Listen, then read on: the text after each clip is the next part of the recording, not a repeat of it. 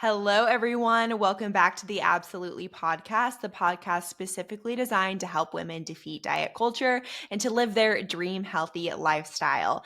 Today's episode snuck up on me a bit because, as we know, it is March right now. We just hit daylight savings here in the US, and that means that we are getting close to summer. And by close, I mean we're like 12 weeks away, depending on how you view summer. I see it like June as summer definitely starting. So, summer is quickly approaching for us. And I know that for a lot of women, this can be a very anxiety ridden time of the year because they realize, oh my gosh, I am not in whatsoever shape for being in a bikini. And it can cause them to feel very stressed out and nervous about, okay, well, like, I don't want to look this way during the summer and kind of having some of those negative body image thoughts. And first and foremost, if you are taking care of yourself, you are bikini ready. Okay. That is the first thing I want to say.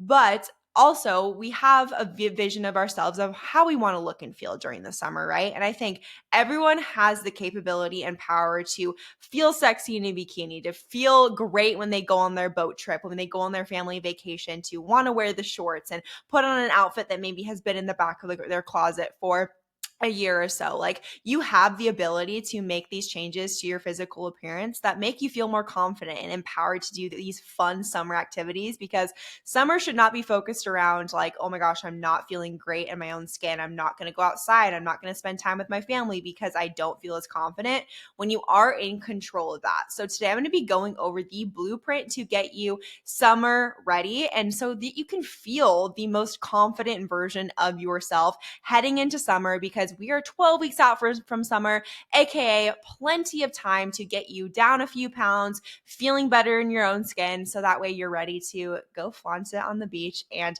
not have a care in the world, which is what I want from you. So today I'm going to be breaking down the things that I would do if I was trying to get bikini ready. And these things are things I honestly do year round, because I think that if you are not in the mentality of constantly needing to get bikini ready, get wedding ready, get whatever ready, and you're just living a healthy lifestyle year round, you're going to just feel a lot more secure. So that is how I like to live my life. But if I was trying to get bikini ready, these are the 5 things that I would start doing now and then continue doing throughout the rest of the year. So that way you always feel confident and good in your own skin, because what's better than feeling bikini ready year round? Okay. So, the first thing that I would do is drink a gallon of water a day. The bare minimum amount of water that I recommend for my clients and for most women is half of their body weight in ounces. So if you weigh 140 pounds, drinking 70 ounces would be the bare minimum. Now, during the summer, we are usually more active, we're sweating more. So I do recommend having more water, especially during the summer. Also, putting in some electrolytes in your water. I love the LMNT packets. I know like Liquid IV has some packets as well, or even just putting a little bit of Himalayan sea salt to get those electrolytes up is very important to stay hydrated during the summer. But if we can build this habit now, heading into the summer, we are going to be feeling a lot less bloated. You're going to be in the habit of drinking water. So when it comes to those summer events that maybe it's easy to slack on your water goal, it's just a little bit more habitual. So it's easier to get the water in, and you will just feel a lot less inflamed come summer season, which is great. And if we're consistently getting in a lot of water per day, you are just going to consistently feel good with your digestion. You're going to consistently feel good with the water retention aspect of things. So definitely recommend starting that habit now, getting in a gallon of water a day or a little bit less, depending on what your kind of preference is.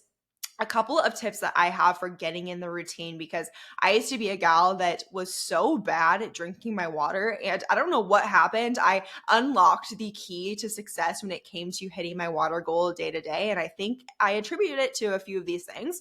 So one thing that I do is I carry my water bottle around literally everywhere. I always have my water with me, and this helps me so much with getting to my water goal. And I have a amount of water I like to hit per day. So it's around like 3 of these 40-ounce cups that I try to have per day, which is around 120 ounces, which is right in the area of a gallon. I probably drink over a gallon a day just with like other beverages and stuff like that. But I shoot for 3 cups per day, and I always have my cup or my water bottle on me. And I feel like it makes such a huge difference. Another thing I do is I give myself a target of water to hit by a certain time of the day. So for me, I like to have 1 to 2 of these water bottles before noon. That way I can just kind of coast the rest of the day and then go to bed and know I'm not going to have to wake up and pee 1,000 times during the night. So I will really try to hit that certain amount of water. I will also, in one of my waters, and this is the one I'm drinking right now, I will put something flavored. So this is my element water. So I put my element in here, and it's just so good. I keep saying element or elementy, so whatever one, potato, but I love to do that to give a little bit of flavor in there. You can also do Crystal Light, obviously not super healthy, but if it gets your water in, I say to put a couple drops in and let the magic happen. So gallon of water a day will make you feel leaner, your digestion will be better, and you'll just be feeling better if you have that habit really solidified come summertime, because you also won't be dehydrated, because we don't want to be ended up in the hospital with dehydration. Okay, that is not the vibe for this summer whatsoever. The next thing that I would do is to start focusing on getting a serving of protein in at each meal. So do this for a few reasons. Number one, it will help you to build that lean muscle tone that everyone wants to be rocking during the summertime. Nothing is better than feeling like, oh my gosh, I'm filling out a little bit as far as my lean muscle tone goes, putting on a bikini, and it just is very empowering. And also, when you're doing these summer activities like wakeboarding, or if you're going surfing on the boat, or you're going rock climbing, hiking, if you're in shape and you have some muscle, you're going to feel a lot more empowered to do those sports anyway. But you also, look good as well, which is, half and half there. So getting a serving in of protein at each meal is going to aid towards those muscle building goals. And when I say muscle building, get out of your head the image of like a super bulky bodybuilder type. Like, it's going to be really hard for you to put that amount of muscle on. You will, though, put on lean muscle tone if you are just trying to get a protein serving at each meal. So how I like to look at this is just getting a like around 30 grams of protein if you are counting macros. It can be a little bit less, a little bit more, but if you are not eating protein right now, or you're not really focusing on having protein in at each meal, just shoot for 1 serving at each meal and it will go a long way.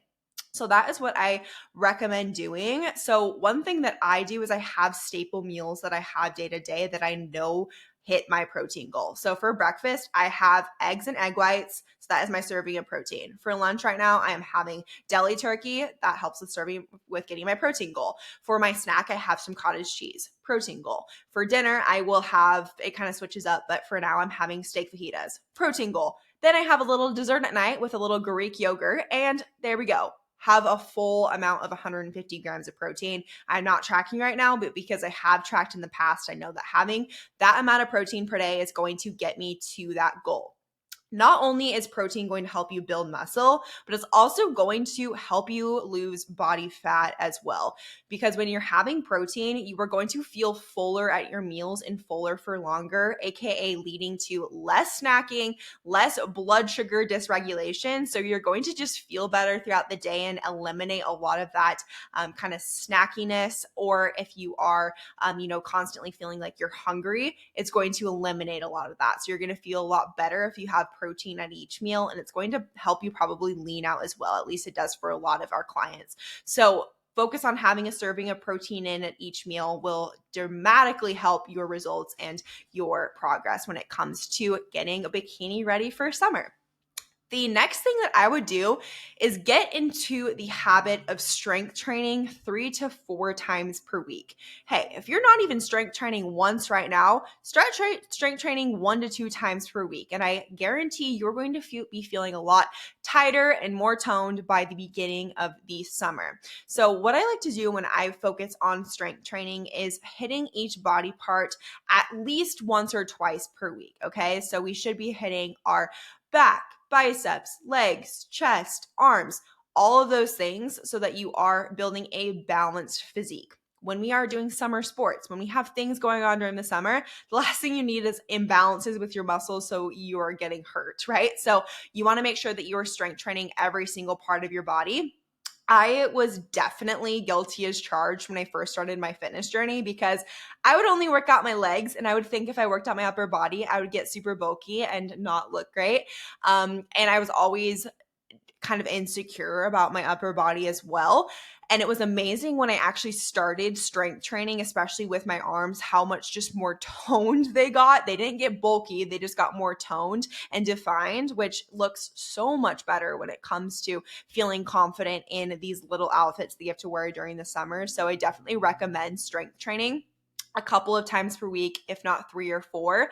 I have found for most clients, 3 or 4 is the best kind of optimal amount because you can do it Monday, Wednesday, Friday. Hey, you could do it Monday, Saturday, Sunday if you only have time to work out on the weekends. So I think that that is a really good amount, and you only need to be doing these workouts for 30 to 45 minutes. A very common misconception I see is when you're trying to get ready for summer, you have to like work out 1 to 2 days per week or 1 to 2 hours per day, which is just not the case and completely unrealistic and unattainable for 99% of people, including myself. So if you just start by strength training a few times per week, that is super helpful. I would also follow a strength training program and stick with the same workouts for 4 to 6 weeks. If you want to DM me, we have training programs available if that's something that you are interested in. I don't offer it for everyone, but for exclusively for podcast listeners, I will if you just DM me, kind of mentioning about what I talked about on the podcast. But strength training with a specific training program will really help. We can't just be like bouncing from workout to workout and doing the wrong things. Like we actually have to be focusing on muscle groups and focusing on progressive overload, which is doing a little bit more than what we did the last week. So for instance, if I am doing 10 pounds my bicep curls 1 week for 10 reps, I want to be doing 12 reps the next week, or I want to be lifting 15 pounds the next week. So slowly but surely upping your intensity on your workouts. That way you get that muscle building that we are working so hard for. So strength training is going to be a huge part of that. It will also increase your metabolism, which is amazing. So come summer, we have a faster metabolism. When we build muscle, we are actually increasing our metabolism because it takes more energy for our body to just survive at rest when we have muscle on us. And then when we fuel our body with the protein, we're keeping the muscle on us, which is beautiful because then our metabolism is increasing and can burn a lot more calories at rest, which is awesome. So that is what I recommend as far as workouts go, is to strength train 3 to 4 days per week. If you have limited time to work out, use your time to do that. Don't use your time to do cardio or to do HIIT training. Please, please, please, please strength train with the time that you do have. To go along with the movement side of things, getting a step goal is going to be super, super helpful for you, especially come summer. It is a perfect time right now because now it is later in the day, the light's out later, so you can be outside later, which is amazing. We can start getting our nightly walks in again if you stop doing those while it was dark outside at 5 p.m. I'm going to recommend you get 6 to 10,000 steps per day. And how I would know like what amount you should do is to start tracking how many steps you are doing currently. And if you don't have a step tracker, just start tracking how much you are walking per day or keeping your phone in your pocket, and you'll kind of know what your baseline is and what you are getting in currently. If you're currently getting 3,000 steps in, I don't recommend shooting for 10,000. That's going to feel very hard and unsustainable for you. So for instance, if you are starting out at 3,000 steps right now, we have some room to improve, and that's totally fine. I would set your step goal to 6,000 steps at the bottom of that kind of range. And then once we get 6,000 steps and you are feeling like you're more in a habit and a routine with that, then you can increase to 8,000 or then to 10,000, right? So I would just slowly but surely increase your step amount when you do feel like it is more in habit and more in routine. What I like to do to get my steps in per day, I actually had a girl text me, this is why I'm thinking about it right now, but she texted me and said, how am I going to get the 10,000 steps in? And first and foremost, don't get 10,000 steps in if you are currently getting 3,000. Start with 6, then up it from there. But second of all, split it up throughout the day. I never get all of my steps in one swing. Sometimes, like if I have a random thing that I'm doing and I get 10,000 steps in, that is great. But I am splitting it up throughout the day because it is so hard to get them in all at once. So a couple of things that I like to do is just taking like 3 10-minute walks throughout the day, and that is amazing. You probably have 10 minutes to walk after each meal. If you get a lunch in at work, having your lunch, going on a quick 10-minute walk, most people have 10 minutes. a couple of times throughout the day to just get up and get moving. It's really good for your blood flow, and it also will burn more calories. We're not doing this to burn calories necessarily, but we are doing it to boost our metabolism so that we can have a little bit more energy output to feel a little bit leaner for summer, which is great. But also, it'll improve your heart health and your cardiovascular health. If we have been completely sedentary during the winter and we just want to jump off the couch and start doing all these summer activities, it's not going to work out too well. So if we can start building up our endurance by our step goal, it's going to feel really great. And come next winter, you're going to be in the routine with your step goal, right? So that you're not going to just become in this sedentary cycle of the winter hits, you get super sedentary, and it can be super easy to fall into that. So I'd recommend by splitting up your steps throughout the day. Another thing that you can do if you work from home is get a walking pad. That completely changed my life. If you don't have the finances to get a walking pad, they have those little like stepper things on Amazon as well. My sister has one and she loves it. So that's another option you can do, or a stationary bike. But just moving throughout the day is so important. Like, we can't expect to make progress in our fitness journey if we are completely sedentary, except for our 30-minute workout. Like, yes, that's great to get your workout in, and if that's the only thing you can do, please do it. But getting up and moving throughout the day is so important, even if it is literally a 5-minute walk to the bathroom or to the water fountain a couple times a day. Like, that is so much better than nothing and just sitting around. And this is reminding me as I'm talking about this that I need to go on a walk after this because I've been completely sedentary this entire morning. So that is my reminder to myself, but it's also my reminder to you that you got to get up and get moving, and you can't expect to see progress in your fitness journey if we are not moving throughout the day. So set alarms, set timers, and make sure that you are getting in your walks and little things. And it doesn't have to look like going on a structured 45-minute walk. Go on a 5 to 10-minute walk after your breakfast, lunch, and dinner, and you will get to that step goal easily, especially if your step goal is 6,000 steps. 3 10-minute walks throughout the day should get you there easily. The next thing that we can do to get you ready for summer is to think about the concept of the 80-20 approach and really focusing on getting mostly whole foods within your diet. If you're focusing on protein at each meal and getting 80% whole foods, I can go to say that you will feel really great and you will make progress on your fitness journey. Most people, when they are being more mindful and kind of transitioning from maybe having more processed foods to whole foods, they realize that they didn't even know they were having that much processed foods. Because if you think about how easy it is to consume a bag of chips versus how to consume like 2 apples, it's a lot harder, right? So it's going to feel like you're having a lot more food when you are eating whole foods, which is amazing because it will be great for your digestion, great for your energy levels. Your body loves whole foods, and it thrives off of whole foods.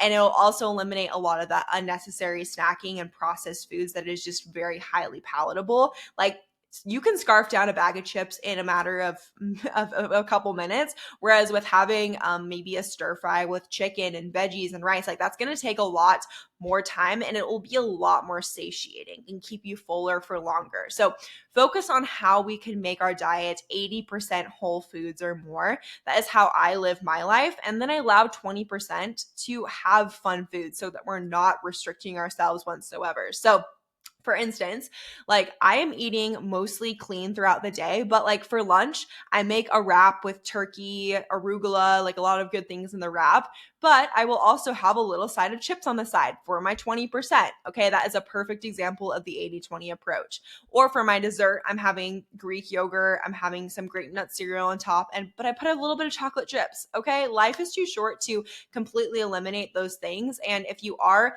wanting to get ready for summer, the worst thing that you can do for yourself is say, I can't eat these foods. I have to restrict myself. I have to do this 1,200 calorie meal plan, because you'll probably follow that for 2 or 3 weeks and then completely fall off and be in actually worse shape for summer. So doing the 80-20 approach and allowing yourself a little bit of that balance will help keep you on track, but also keep your mind in a good place and a good relationship with food. So 100% look at your plate as the 80-20 approach on how can I fit in mostly whole foods, the large majority, but also a little bit of those fun foods to keep my mindset going and to keep that balance aspect.